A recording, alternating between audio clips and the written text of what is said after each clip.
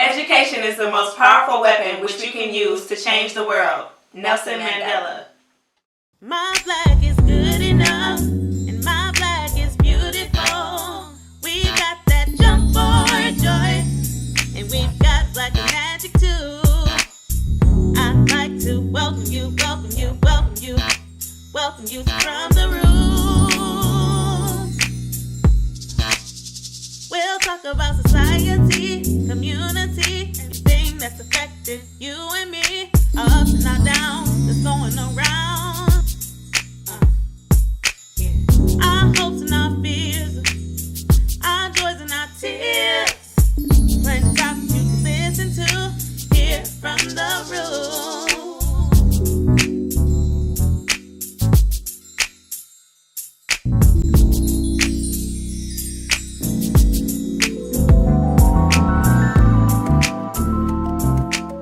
Welcome to episode 4 of From the Roots. I am Marley Ariahu, and this is Sheena Well. Yes. Beautiful.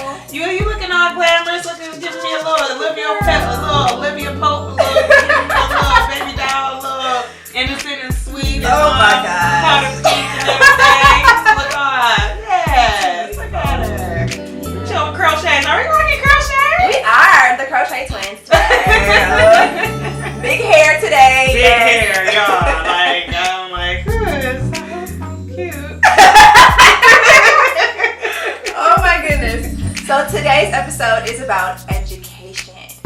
One of the most powerful weapons that you can use. Absolutely. We have an amazing guest coming in soon, so stay tuned. Y'all, get your strap on, your boots, tie your shoestrings and everything, get ready, because we have a very, very, very respectful guest that's coming in. I can't wait for y'all to meet him.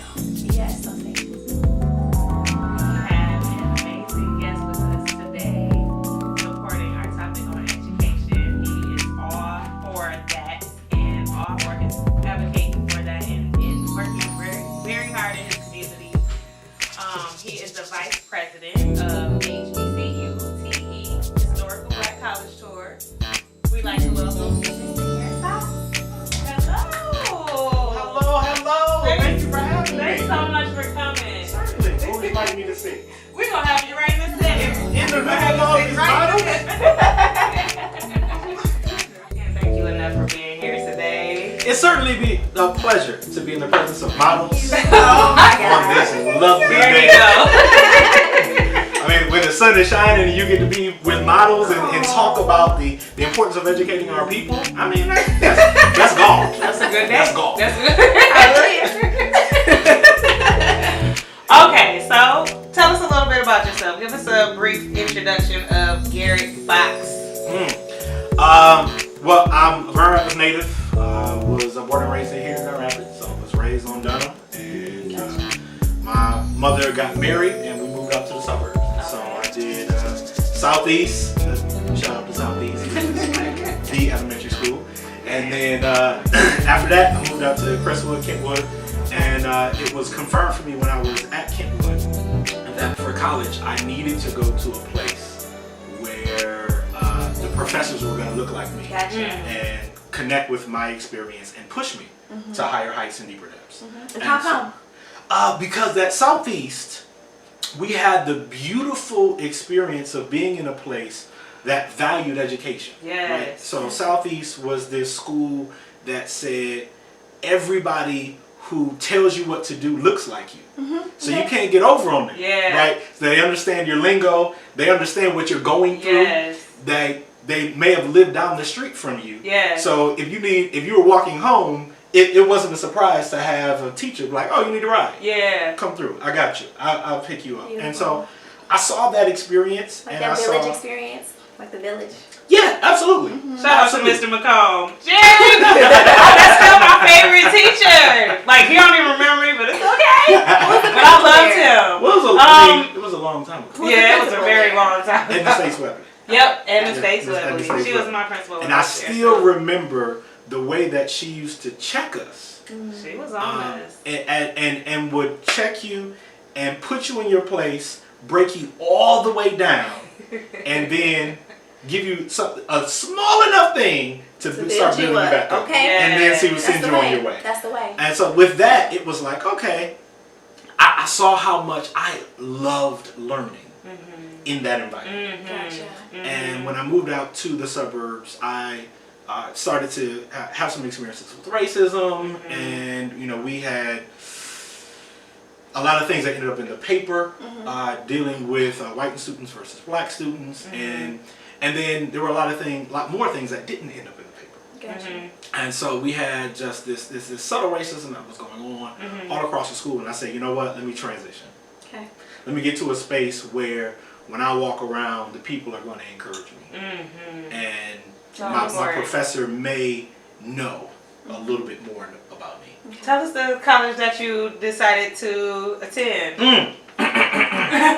Well, I attended the illustrious Hampton University. Hampton University. Yes, Hampton University. Yes. So, which, great school. For the majority of my life, Hampton has been listed as one of the top 5 HBCUs in the country. And so that was a beautiful thing. And then I ended up having a cousin who was there before I was. Okay. And so I had actually went on the Black College Tour, which is what I'm here to represent today. And I saw what I wanted on the tour. Yeah. So I applied to a school. Knew I was going to A&T. North Carolina A&T. Okay. Just knew it. They were so hyped. It was like, I loved it. And then What did you study at Hampton?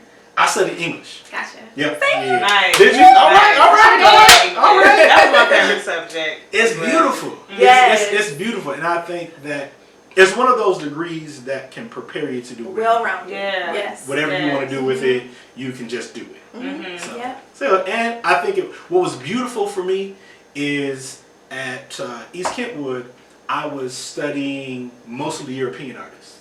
Okay. Writers, See? playwrights. And then when I got to Hampton, it was like, oh, okay, yeah, I know, we don't give you that in one class. Yeah. But the rest of these classes, Yeah. you're gonna learn about Baldwin, right? You're gonna learn about Yes. Dunbar. You're gonna hit all these artists That's amazing. and all these writers and that look like you that are from across the So world, important. right? Beautiful. So it's not just the Harlem Renaissance where you would have a class on the Harlem Renaissance.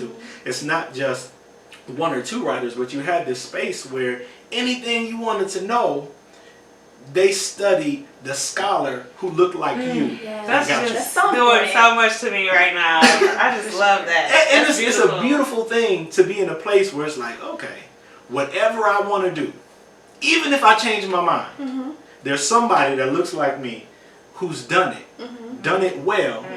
And in this context of the HBCU, they probably have their phone number, so you can call them. See?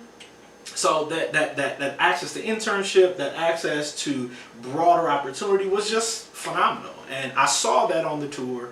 I saw that, and I was ready to go. Right? I was just like, And they passionate. They want to pour into their youth, into their children, into their students. You know. Sure. They were that little kid at one point, you know, and had somebody to look up to, and it's like they're just playing their part, you know, and just keeping it going. So. And that tour has impacted you so much that you are vice president now. Yes. My goodness. And real quick, like, it's just so beautiful to see that your involvement still in it, and because you were a student when I met you. I didn't even meet you here in Grand Rapids. I met him at Hampton. I was on a Black College tour, and that's where I met him at. And he toured the Grand Rapids. The tour. Yep. The tour for us. I guess what you like, Grand Rapids coming, let me be on that. I gotta like. That's so. What we do is because the tour has been going on since the 80s, and so it started with a group of parents who said, you know what, I want my child to understand what a black college is. I want them to see it. So we're just gonna get together. It started in the basement of a church. Like, hey, AME let's do Church, it. Yeah. Yeah. And they said, let's get together. Let's build this organization so that we can take our kids and show them that there's more. Appreciate that. And show them that there's greater. Yeah. How many black colleges are there exactly? So at their peak in about in the 1930s, there were over 130 HBCUs. Wow. Wow. there's been a small decline over the past 70, 80 years. Okay. To now there are 101. Okay. That's still good though. It's Still good, 100. but it's Is it because of funding issues? so the major issue that you see, we're in America, right? Yeah. So in America we see a disparity in funding. And so a lot of your HBCUs were founded because Caucasians said, we don't want to go to school with you. Okay. And so once you get these schools founded, now they're saying, well, now that you have your own, you get your own little stuff, it's going to be over there, but we're not going to give you the money that you deserve. Okay.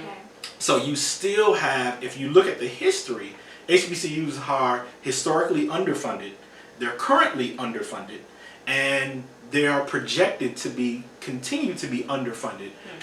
And when I say underfunded, I mean based on what they're supposed to be getting according to what's written up. So they say, I'm going to give you $100 million, but you end up getting about 78. And so you have court cases going on right now all across the country from schools who are suing their state to say, give me the money that you owe me. Okay. So we look at that history and we look at what's going on. HBCUs are both public and private, and we see that they just don't get the same amount of funds. And also, HBCUs will take those of us who ain't got no money. And so we rely on Pell Grants. When I was going to school, I was like, well, let me see what kind of grants I can get. Let me find what kind of scholarships I can find. Because we needed that. And so we find that the majority of us, the overwhelming majority of us, rely on Pell Grants and those types of things to help cover the cost of school.